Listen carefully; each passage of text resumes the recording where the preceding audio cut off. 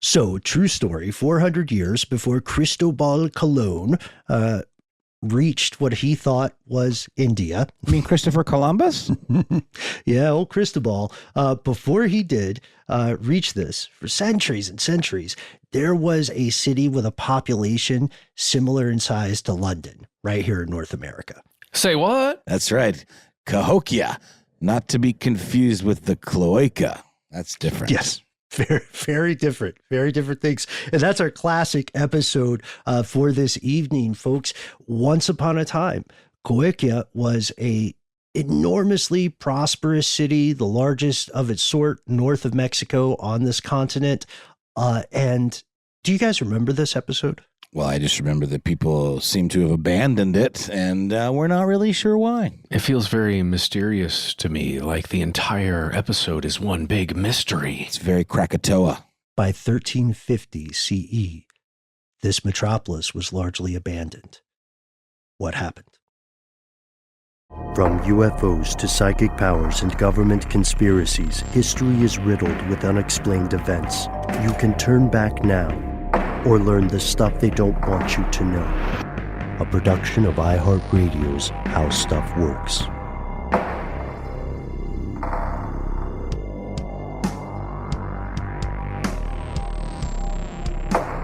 Hello, welcome back to the show. My name is Matt. My name is Noel. They call me Ben. We are joined with our guest super producer, Tari. So reach out and say hi. Most importantly, you are here, and that makes this stuff they don't want you to know. A bit of a history episode for us, you guys. We have in the past explored lost civilizations, and we've explored lost cities. Spoiler alert, by the way, there are tons and tons of them around. Yes. Spoiler alert, we've spoiled Lost and gotten yelled at about it. That's true. That's true. That's a thing that happened. I think Lost spoils itself at the end. I think that's fair. I don't want to throw pot shots at it, but it's a great show. It really is, but then they remade it into a more fun version, and now it's called The Good Place. You know, you're right, Matt. I never thought about that connection, but it is kind of, not only is it more fun, it's just like a better show. It knows where it's going. You know what I mean? Yeah. It knows They have who it a is. plan. Yes. But they do still wrestle with some of the same philosophical quandaries. Big time. I think that's an excellent comparison. One thing that The Good Place does not have, that Lost does have, is a collection of inexplicable ruins. You know what I mean? Look, I'm going to spoil it because it's one of the coolest parts. Talk about the hatches? Spoiler countdown, 3, 2, 1. The foot. The foot. The Yeah. foot. The foot. Where's the body? Why? Why are there only 4 toes? That's it. Spoiler alert. You never find out. They will never tell you. But it turns out that they're cleaving, the show creators of Lost are cleaving closer to the truth than you might imagine. The U.S. is often explained in the following way in comparison to Europe. They'll say, in Europe, 200 miles is a long way. In the U.S., 200 years is a long time.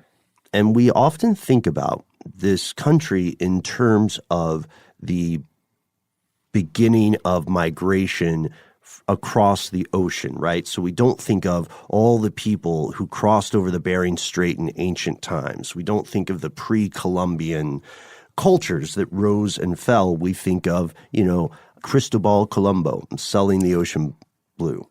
He sold the ocean blue. I completely agree. Did you say Cristobal Colombo? Cristobal Colon.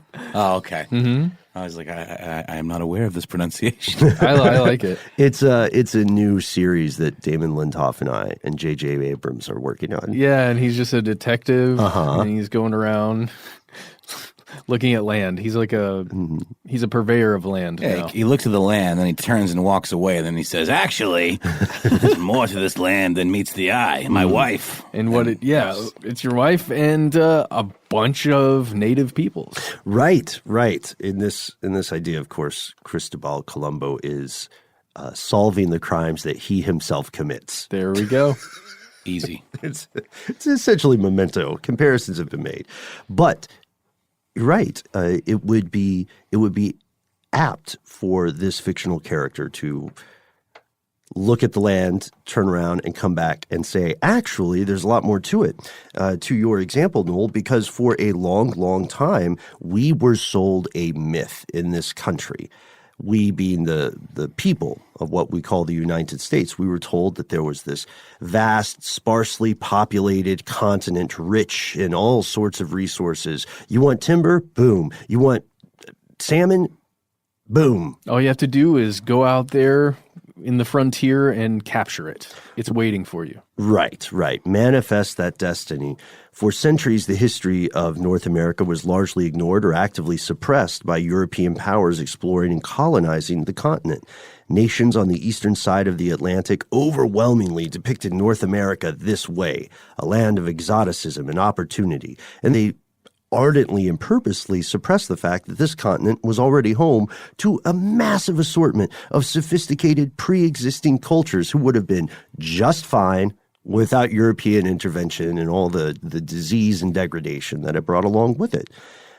So if this myth of empty North America is indeed false, what do we know about it? Like, what are the facts? Oh, sure. I mean, prior to any Europeans showing up on North American land, there were 112 million people already living somewhere on the continent.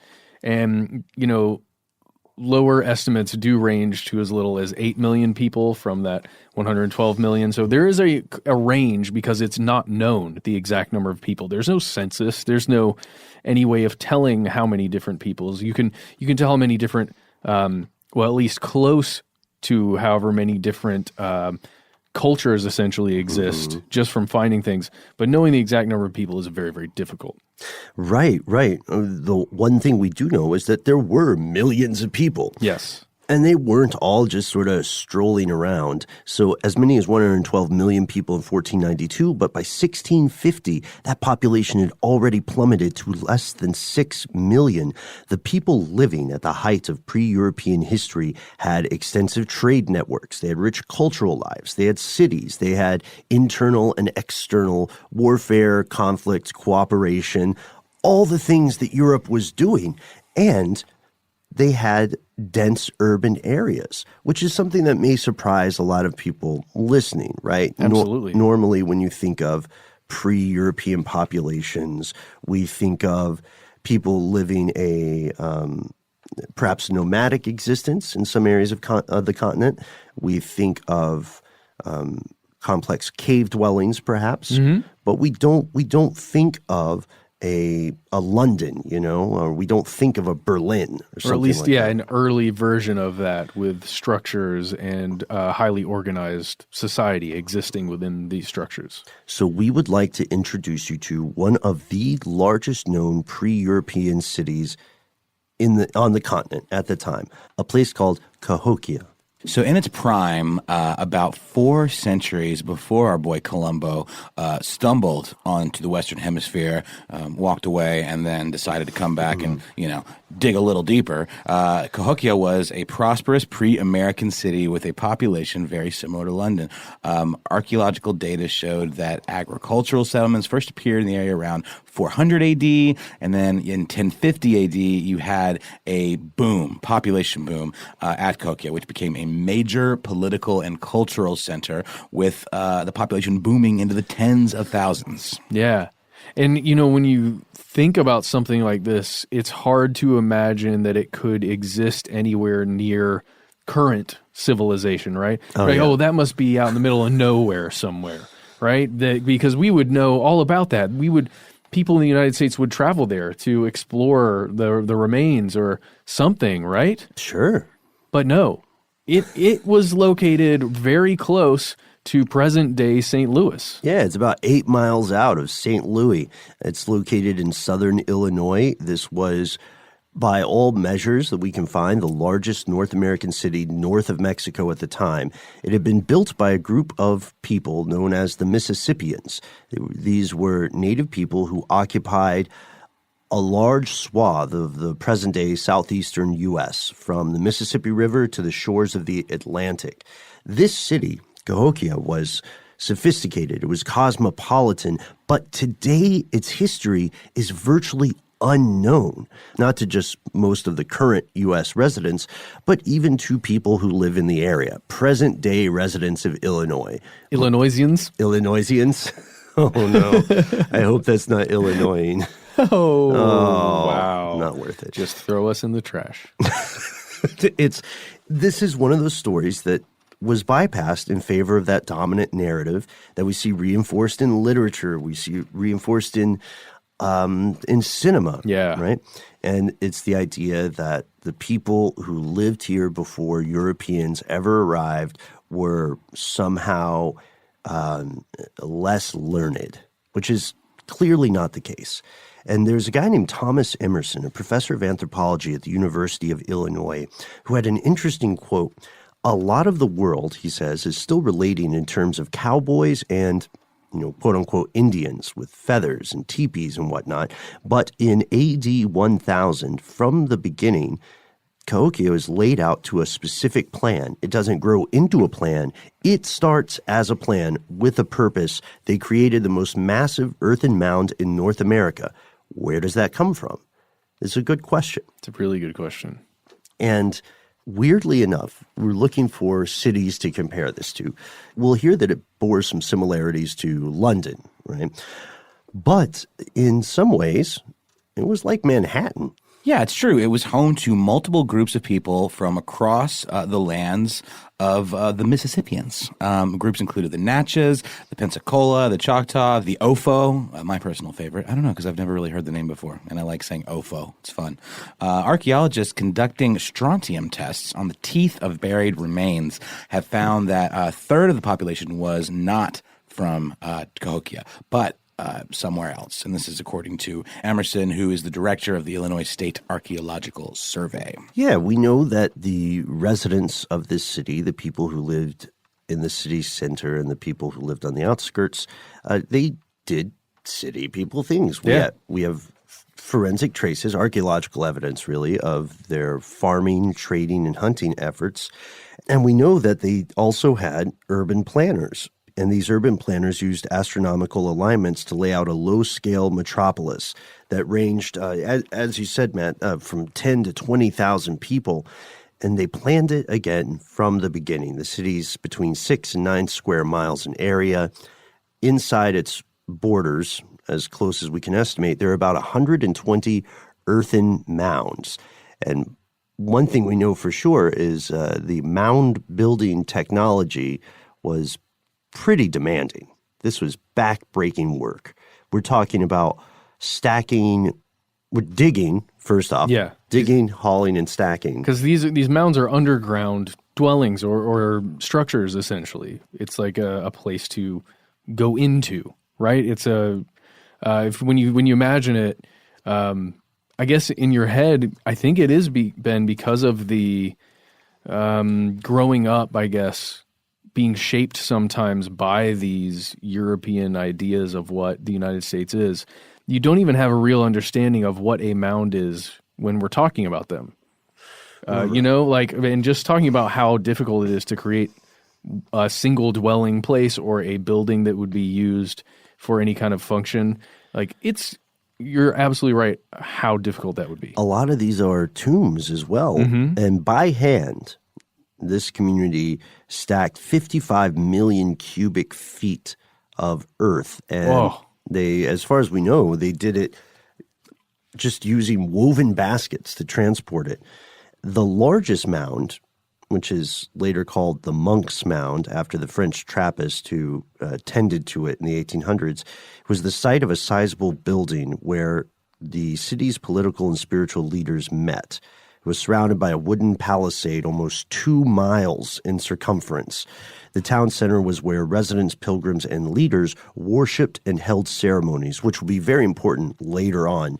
Right now, if we picture the city, think of it the way that, a lot of modern cities are. There's a downtown area, and a lot of people will travel there for work, for leisure, or maybe to attend certain events, cultural events. But just in a short term, essentially. Right. They won't live there, So this city is no different. Most of the Mississippians live on the other side of this palisade in these single-room homes you were talking about, Matt. They're rectangular. They're about 15 feet long, 12 feet wide. We know this based on what we were able to dig up. They have wooden post walls covered with mats, thatched roofs.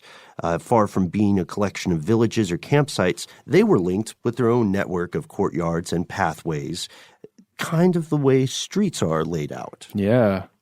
And there would be physical connections, like you're saying, that actually connect everything together. The different individual homes have that feeling.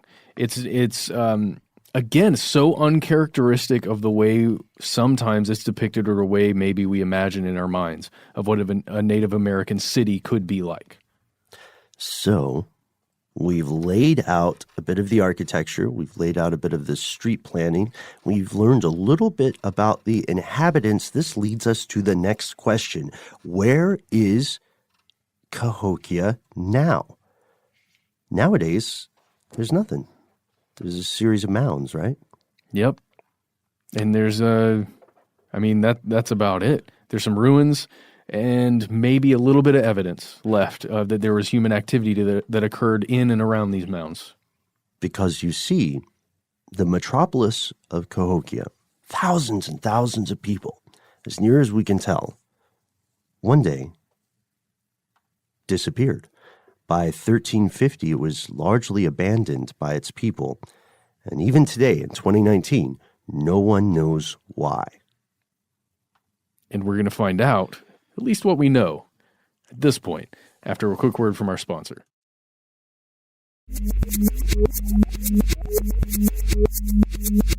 Here's where it gets crazy.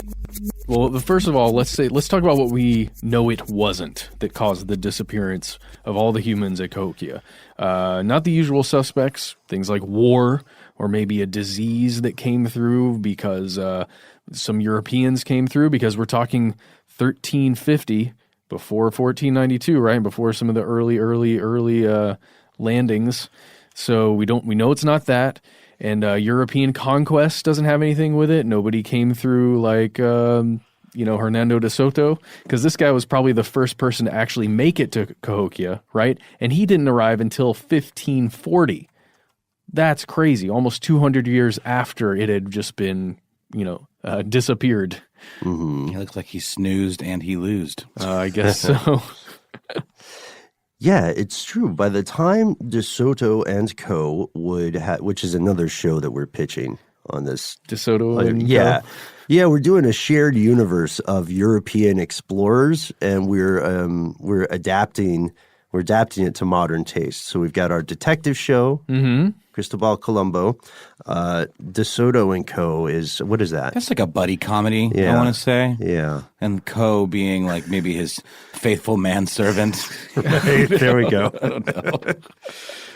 Tell us who should play these roles, by the way. Yeah. There's a lot of talent out there. I think Matt Berry would make a really good De Soto. I think that's a good interesting. call. Yes, Yeah. I could see that. Who could be faithful manservant?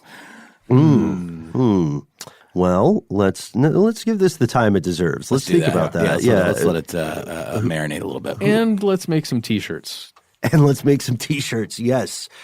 Surely Matt Berry will be fine with that. Now I'm wondering who's like a hot TV actor now. I don't know. People like that show Scandal a lot. Who's in that? Yeah, I don't know either. I don't watch TV anymore. Let us know. Who is on TV? Who is on TV? Who is on TV today, and would they be a good co for De Soto and Co? It's strange, though, because he would have seen this empire in decline. He would not have seen the glory days, the vast parades, right? The grand ceremonies, the hunting parties. He would have instead seen ruins and mounds. Many of the civilization's villages, the Mississippians, were established near trade routes or sources of water and food. But Cahokia, like Atlanta, was different. It had plenty of resources, but it was not built on ideal land. what we mean when we say Cahokia was similar to Atlanta is the following. Picture in your country or your neck of the global woods the biggest cities in your area. Okay. In many cases, if you're talking about the biggest cities in the country, they will be built along sources of water. You know, there will be a city by the bay. There'll be a city by a river, right? Things like that. A city by a gigantic lake. Or a coast. Or a coast, exactly.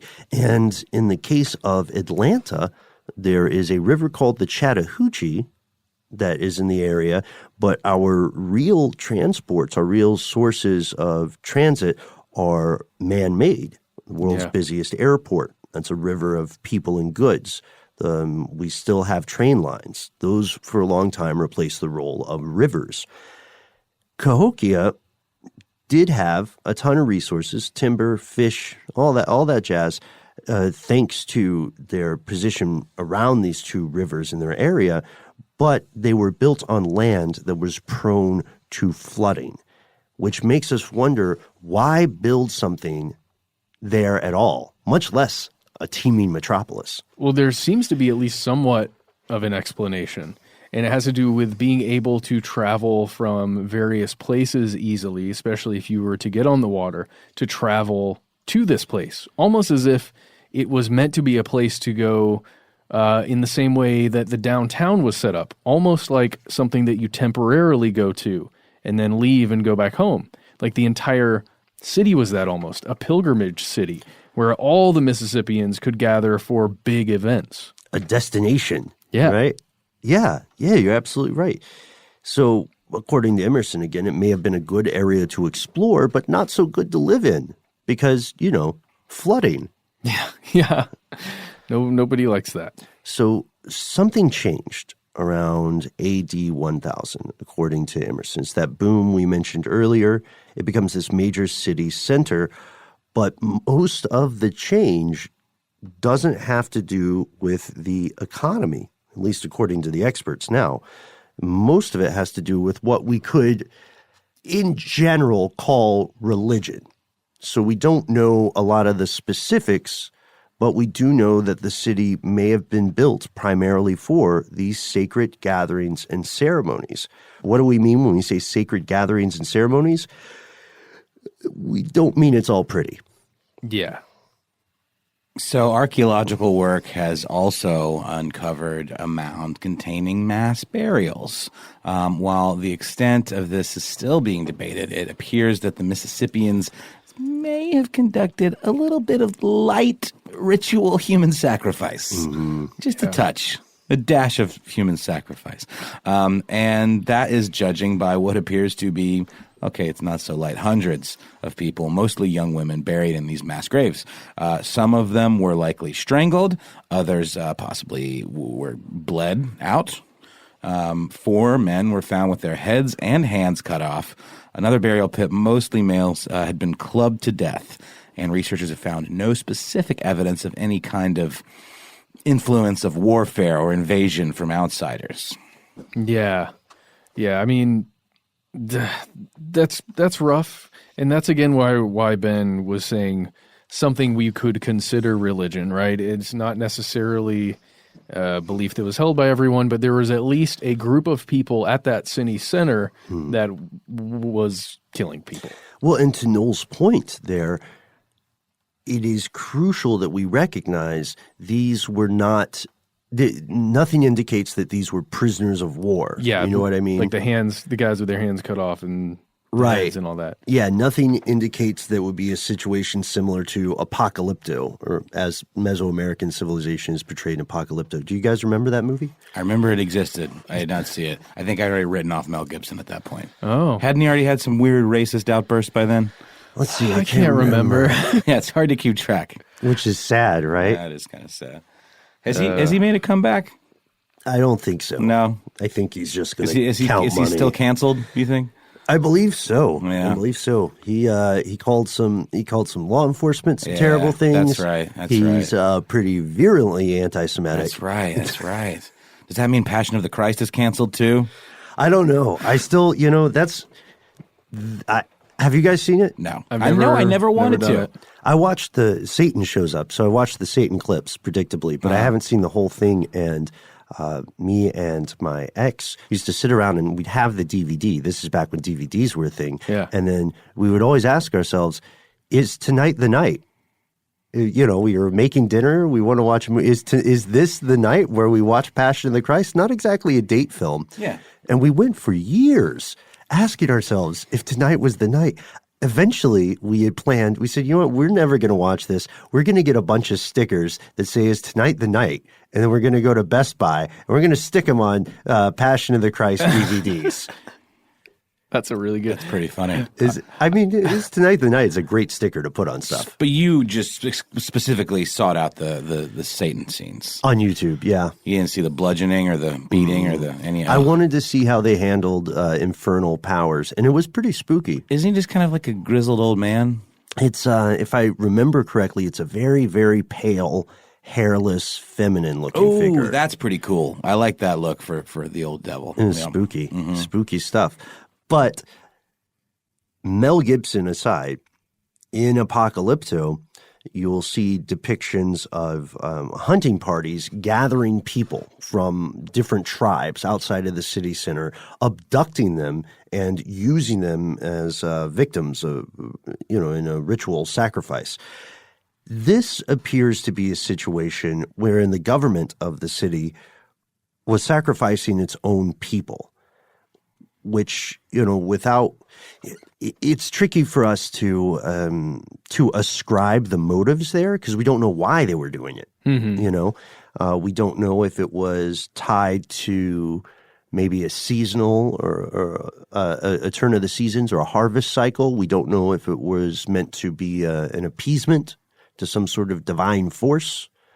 Maybe you're sacrificing people to the river. You know what I mean? I just made that up. I don't know. Well, yeah. Again, like you could feasibly imagine that it would be to prevent the rivers from flooding again, right? From the land from flooding. I can totally imagine that. Doesn't mean it is real or actually happened, but I can see why you would want to do that or go to those lengths to prevent a massive flood from occurring.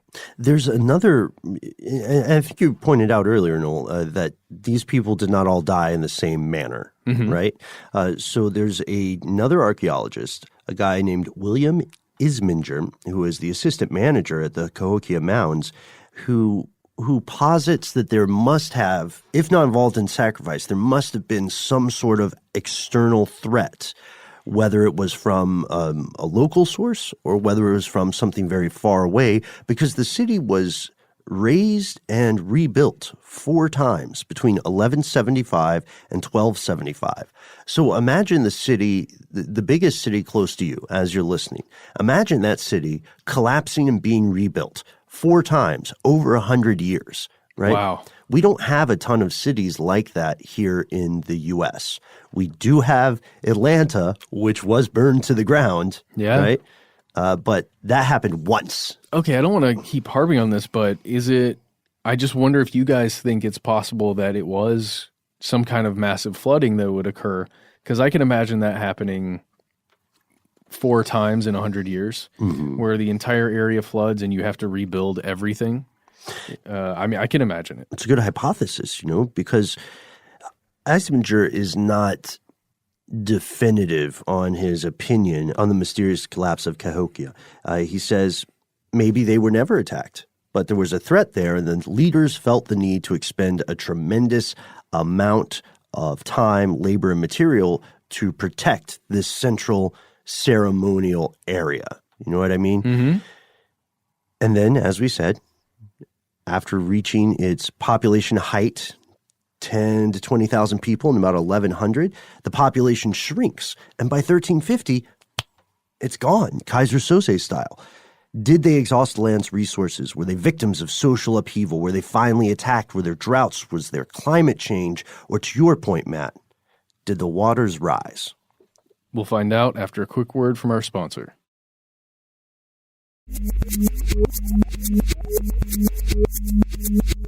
did the waters rise one time too many? That's the question. So to uncover the clues to the city's fate, a research team led by the University of Wisconsin-Madison geographers Samuel Munoz and Jack Williams performed laser diffraction particle size analysis on sediment samples from Horseshoe Lake, an oxbow lake near Cahokia, and that is a shape of a type of lake. The samples yielded evidence of 8 different separate flood events over the past 2,000 years.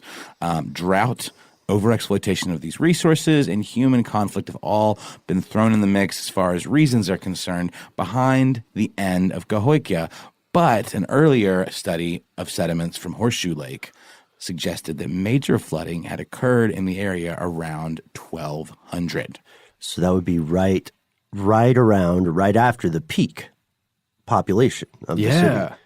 Ooh, okay. Mm-hmm. Now I'm getting a bigger picture about just getting the peak of population and then something coming by and it being that much more catastrophic. Mm-hmm. Yeah. The team analyzed sediments from another lake that was 120 miles, or for the rest of the world, 190 kilometers downstream of Horseshoe Lake, and they found that there was confirmation of some sort of catastrophic flood. The Mississippi River rose more than 10 meters. That's 33 feet.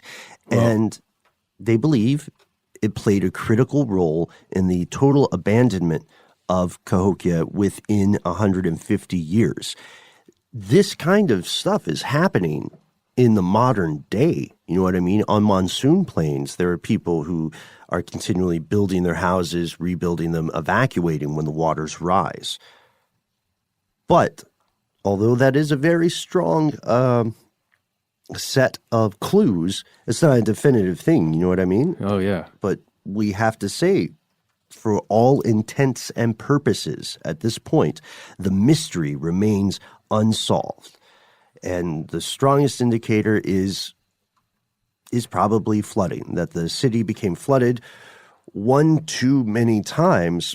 But whatever the case, Cahokia was largely ignored by Europeans and later Americans because it didn't jibe with that official narrative. It was physical proof of a sophisticated, rich, dense urban culture existing for centuries before the arrival of Europeans, and its existence was something that a lot of Europeans didn't want people to know.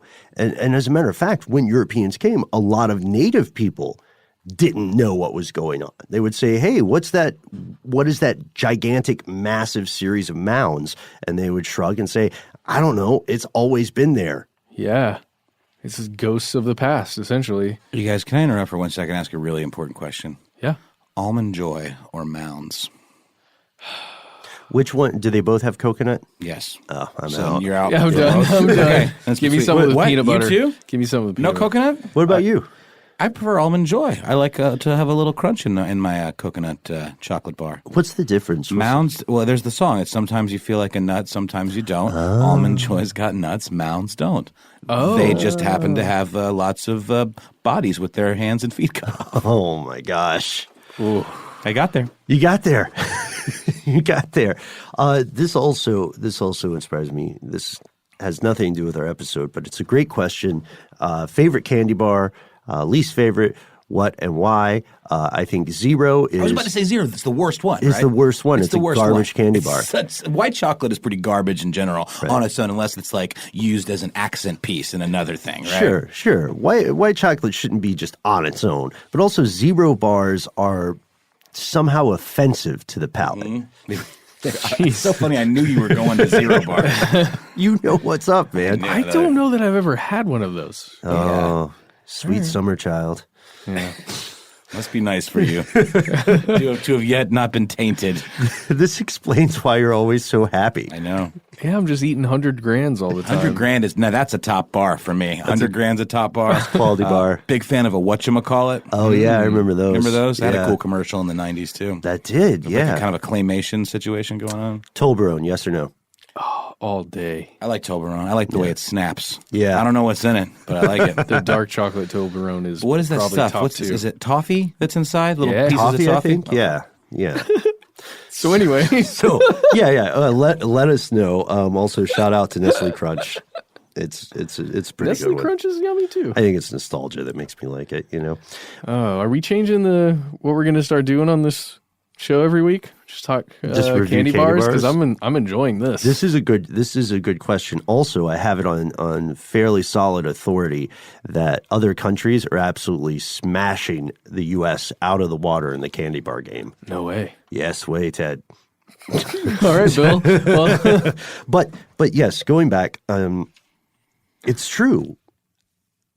We've seen this time and time and time again. Longtime listeners, you know that despite what our species propagates about itself in film and in literature, we're actually terrible at holding on to anything or remembering anything. We lose entire civilizations. We have no idea. We have no idea why some civilizations just stopped. We can guess. We can make very good educated guesses, but often we're coming to the game very, very late because our predecessors did not want to have the question answered. We're talking about explorers on the African continent explorers from Europe rather, who would find these ornate ruins and then say something like, well, clearly some other Europeans have been here before. yeah. Or there was some unknown race of humanity that came down from the stars or from inside the earth and created this. It's definitely lizard people. Yeah? Yeah. I mean, 9 out of 10 times you're looking at lizards. Yep. So let's jump to humanity has known about these mounds for quite a while. Mm-hmm. We've known they've existed. These weird mounds, they're just out there.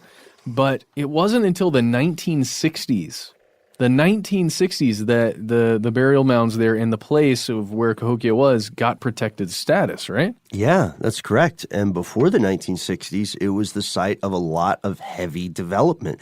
Many of the mounds were, not all of them, but many were destroyed. They were leveled for farming, right, or to become airfields. People built houses and highways on them. And currently, you can go see this place. It's about 8 miles out of St. Louis. You can go visit this ancient lost city and explore, conjecture for yourself about what led 20,000 people to vanish from it, in a very short time span. You can go to cahokiamounds.org, which is CAHOKIAMOUNDS.org, if you want to learn more specifically about how to get there and everything. And this, if this for some of us, this is our first time hearing about this. This sounds amazing. A lost civilization in the heart of the United States. Who wouldn't want to learn more about this story? Who wouldn't want to lend a hand solving the mystery? You might be surprised. Currently, about 250,000 people visit this site every year. In comparison, about 4 million people visit the Gateway Arch in St. Louis. So there's probably not going to be a line. Yeah, you should be okay.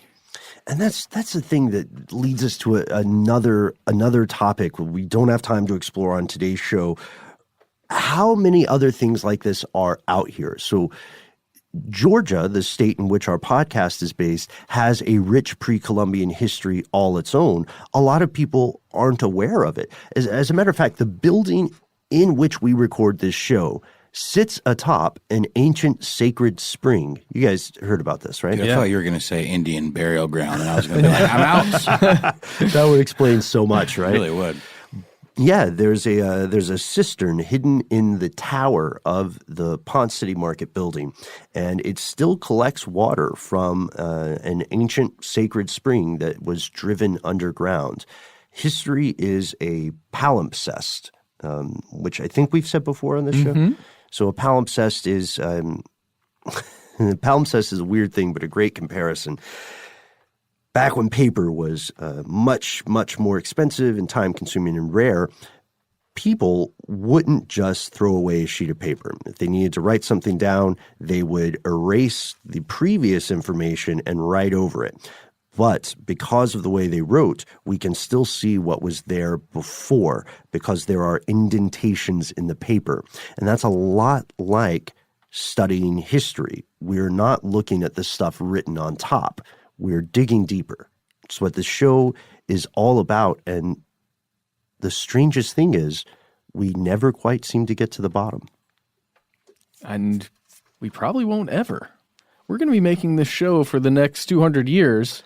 This whole studio is going to flood 4 times in the next 100 years. Well, thankfully, it's sort of like a mini Noah's Ark kind of situation. Like Yeah. we describe it as the shipping container, but it really is. It probably would just rise with the waters. Yeah. We could just continue podcasting atop the high seas. Tari, are you going to be okay to just keep it rolling while all that's happening? Okay. Yeah, she says, she said, of course, I got this. It's a big yes. Tari's so cool, you guys, but she did not sign up for a catastrophic flood, right? She can handle I it. guess most people don't. Yeah, exactly. There are very few people who are like, "Oh man, can't wait! I'm so hype." Unless you live in Miami. Oh gosh, that's right. That's right. You have family there. We hope that you enjoyed this brief exploration of the mystery of Cahokia. As Matt said, you can visit their website for more information, and we would like to hear from you. What are the forgotten monuments or ruins in your neck of the woods? We talked a little bit about what was built upon ancient sites here in Georgia. With just one example, I imagine there are hundreds, if not thousands, of even better, more explicit examples, and we want to know yours. Yeah, and have you ever been to Mississippian culture mound structure anywhere or a series of mounds anywhere? Have you been to some of the mounds in Georgia or just wherever you live? We want to know. We want to know your experience, and if you've heard anything else that we should learn about, or maybe a whole nother podcast we should make about that specific culture or location. Please find us on Facebook or Instagram, where we are Conspiracy Stuff and Conspiracy Stuff Show. We're also on Twitter, hanging out over there. But let's just, everybody just try and be nice on Twitter, okay? Let's everybody be nice. Most of y'all are super cool. Are people not being nice on Twitter, Matt? I've just noticed on Twitter lately there's been a lot of not niceness. Really? Yeah. Just Twitter at large or our Twitter? It's just very opinionated, that's all I think. Okay, so if you don't want to do that stuff, find us on our Facebook group. Here's where it gets crazy, where we have the best mods on the planet. Shout out to you guys. Yeah, people get cranky on there sometimes, too. But it's okay. Again, those mods hold us down. It's true. Let's see what else we got. You can check out me and Ben's Instagrammies if you want to. I'm at Embryonic Insider. I'm at Ben Bolin. Matt, I believe you are at Kim Kardashian. Or is it Kylie Jenner? I don't know what it is this week. You are at The Famous Egg. That's it. That's it. I'm an egg. Find me. Like my posts. Heart them, whatever you do on Instagram. And that's our classic episode for this evening. We can't wait to hear your thoughts. We try to be easy to find online. Find us at the handle Conspiracy Stuff, where we exist on Facebook, X, and YouTube. On Instagram and TikTok, we're Conspiracy Stuff Show. Call our number. It's 1-833-STDWYTK. Leave a voicemail. And if you have more to say, we can't wait to hear from you at our good old-fashioned email address, where we are conspiracy@iHeartRadio.com. Stuff They Don't Want You to Know is a production of iHeartRadio. For more podcasts from iHeartRadio, visit the iHeartRadio app, Apple Podcasts, or wherever you listen to your favorite shows.